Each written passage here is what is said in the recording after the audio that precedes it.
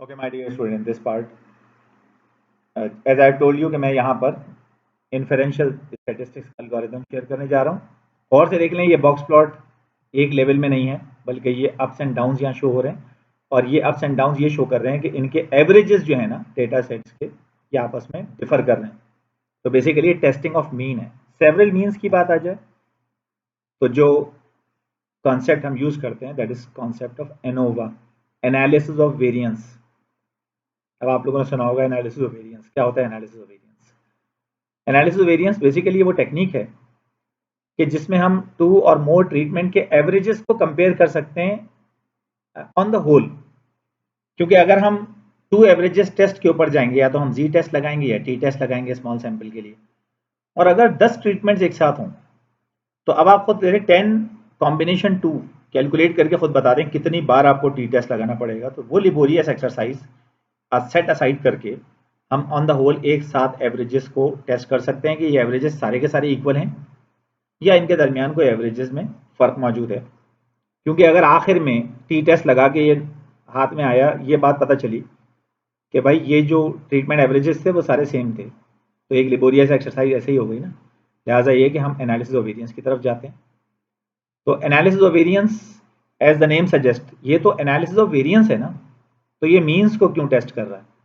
तो इसका एक अभी रनिंग आंसर ये है कि जब ट्रीटमेंट मीन्स के दरमियान डिफरेंस होगा तो उसको हम वेरिएशन से तो ताबीर करते हैं कि हम ये चेक करना चाहते हैं कि मीन्स के दरमियान वेरिएशन है या नहीं है, तो इसलिए इसको एनालिसिस ऑफ वेरिएंस कहते हैं। और इसको एनालिसिस ऑफ वेरिएंस कहने का एक और पर्पस भी है जो आपको इसी स्लाइड में पता चलेगा।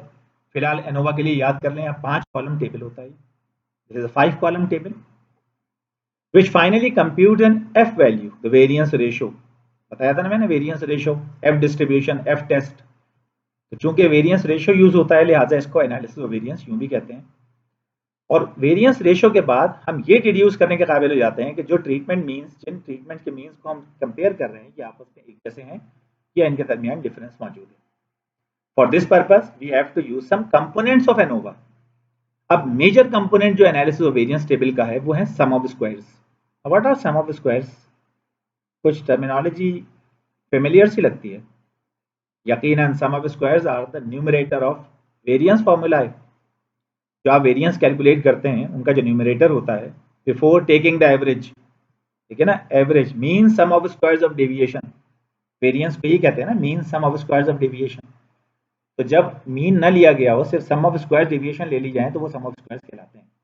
3 सम ऑफ स्क्वायर्स होते हैं। सबसे पहले हम पूरे लेआउट स्ट्रक्चर में देखते हैं, ओवरऑल डेटा को अगर हम कंसिडर कर लें 1 यूनिट, तो उसके अंदर कितनी वेरिएशन जनरेट हुई है, ओवरऑल सिस्टम में कितनी वेरिएशन है, फिर उस वेरिएशन में से ट्रीटमेंट कितनी वेरिएशन का प्रोपोर्शन हासिल कर रही हैं, और जो हासिल होने से रह गया वो यकीनन रेजिडुअल्स की क्वांटिटी में जाता है, तो वो होता है एरर सम ऑफ स्क्वायर। ये है मुख्तसर सी कहानी। टोटल वेरिएशन देखेंगे, फिर ट्रीटमेंट की वेरिएशन देखेंगे, और जो बचेगा वो हम एरर में डाल देंगे। तो ये जो 3 सम ऑफ स्क्वायर्स हैं इनकी कंप्यूटेशन बहुत धीरे धीरे सुकून के साथ आपने करनी है। और एक कंप्लीट ब्रीथ लें आप, जिस तरह ताई बिन शहार जो हार्वर्ड यूनिवर्सिटी के प्रोफेसर हैं, पॉजिटिव साइकोलॉजी पढ़ाते हैं। अगर आप थक रहे हो तो आप कंप्लीट सांस जो है ना वो इनहेल कर लें, अपने लंग्स की कंप्लीट जो कैपेसिटी है वहाँ तक, उसके बाद सुकून से उस सांस को आउट कर दें। इसी तरह 2 बार और करें तो एक मेडिटेशन एक्सरसाइज बैठे बैठे हो जाती है। क्योंकि हमें कंप्यूटेशन जो करनी है, सीरीज ऑफ कंप्यूटेशन है, लिहाजा इसके लिए हमें कंसिस्टेंसी चाहिए अपने वर्क के अंदर। तो सबसे पहले हमें कैलकुलेट करने हैं सम ऑफ स्क्वायर्स, तो हमें ट्रीटमेंट डेटा वही वाला चाहिए, सेम डेटा है। आप चाहें तो पिछले पार्ट में इसको वेरीफाई भी कर सकते हैं कि वही ट्रीटमेंट स्ट्रक्चर जिसका हमने अभी बॉक्स प्लॉट एनालिसिस किया था, डिस्क्रिप्टिव एनालिसिस, वही हमारे सामने। तो अब करना ही है कि मैं आपसे रिक्वेस्ट करूंगा कि ये जो बॉक्सेस एम्प्टी है ना, अपने पास ये लिख कर इन बॉक्सेस के अंदर इनके एवरेजेस को कैलकुलेट कर दें। कैसे करेंगे एवरेजेस को कैलकुलेट? ए का एवरेज 3 + 2 + 5 + 2.5 अपॉन 4, आंसर आ जाएगा। इसी तरह इन सबको ऐड करके डिवाइड बाय 4 और डिवाइड बाय 4 करेंगे तो ये 4 अदद एवरेजेस आ जाएंगे। मेरी वीडियो को पॉज करें और एवरेजेस को कैलकुलेट कर लें। आई होप आप लोगों ने एवरेजेस कैलकुलेट कर लिए होंगे। वो एवरेजेस जो हैं वो यकीनन इस तरह आए हैं। मैंने थोड़ा सा राउंड ऑफ कर दिया है, आपके पास आ रहा होगा 3.125, 3.75 है ना, इसी तरह 9.375 और 2.125 इसी तरह आ रहा होगा। एक ही बात है, मैंने थोड़ा सा राउंड ऑफ कर दिया। ओवरऑल एवरेज किस तरह से आएगा? By summing all the observations of the data and divided by the total number of observation. क्यों नहीं कर लेते हम लोग एवरेजेस का एवरेज? यकीनन ये सिमेट्रिकल डिजाइन है, इसमें तो पॉसिबल है कि आप 3.125 से लेकर 2.125 तक सारी वैल्यूज को ऐड करके 4 से डिवाइड कर दें, आ जाएगा ग्रैंड एवरेज। लेकिन अगर ये ट्रीटमेंट लेंथ डिफर कर रही होंगी तो ऐसी सूरत में आपको वेटेड एवरेज का फॉर्मूला लगाना पड़ेगा, विच साउंड्स अ बिट कॉम्प्लिकेटेड। तो बेहतर ये कि आप सारी ऑब्जर्वेशंस को 3 से लेकर 1 तक सम कर दें, डिवाइड बाय 16 कर दें, तो you can get the value of overall average. Overall average की वैल्यू कैलकुलेट करें, वो वैल्यू है 4.59। अब ये आंसर्स आपके पास लिखे होने चाहिए, आंसर्स आपके पास लिखे हुए हैं। Now we can proceed for further computation, और वो कंप्यूटेशन जो हैं यहाँ पर आएंगी। For multiple treatment data, sum of squares can be computed by the following formula, in which the first sum of square is SST, total sum of square. Now what is the formula of total sum of square? Here it is. अब इसमें देखें, x1 minus x bar to the whole square plus x2 minus x bar to the whole square, इसी तरह xn minus x bar to the whole square, where n is are the nth number of observation. Data को 1 unit consider कर दें।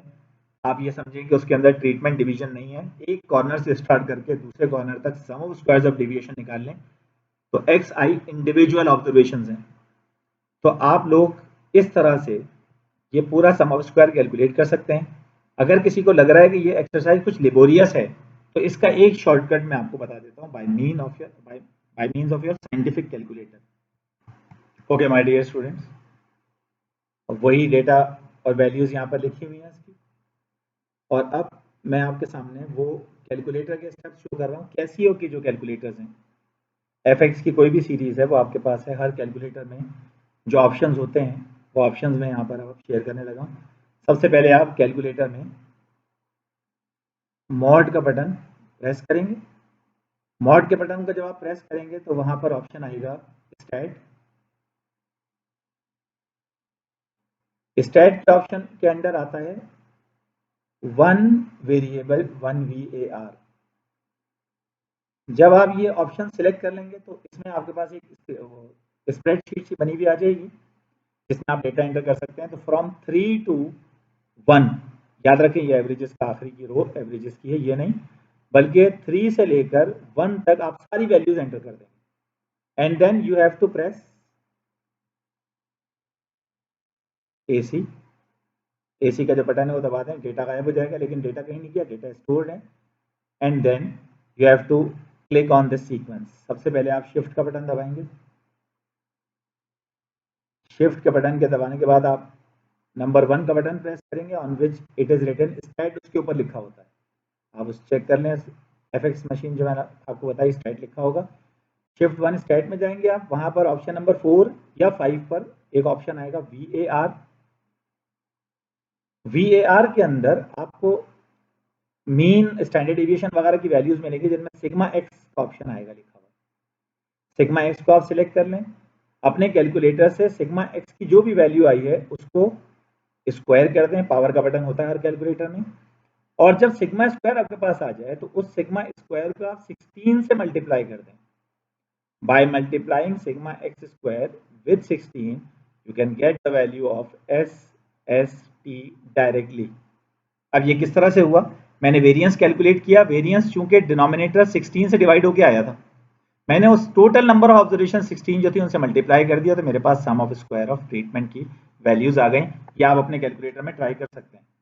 Now through that particular computation जो हमने आसान कर लिया कैलकुलेटर के थ्रू, आप चाहें तो डेविएशंस को कैलकुलेट कर सकते हैं। इंडिविजुअली 16 डेविएशंस कैलकुलेट करनी होंगी आपको। तो finally you got the answer which is equals to 146.61। जिनके पास ये आंसर नहीं आया, थोड़ी सी कैलकुलेशन वो अपनी बेहतर कर लें और कॉन्फिडेंस के साथ कोशिश करते रहें, यही आंसर आना चाहिए। ये सिस्टम में जनरेट होने वाली ओवरऑल वेरिएशन का सम ऑफ स्क्वायर्स है। इसके बाद के सम ऑफ स्क्वायर्स मैं आपको अगले पार्ट में बताने लगा।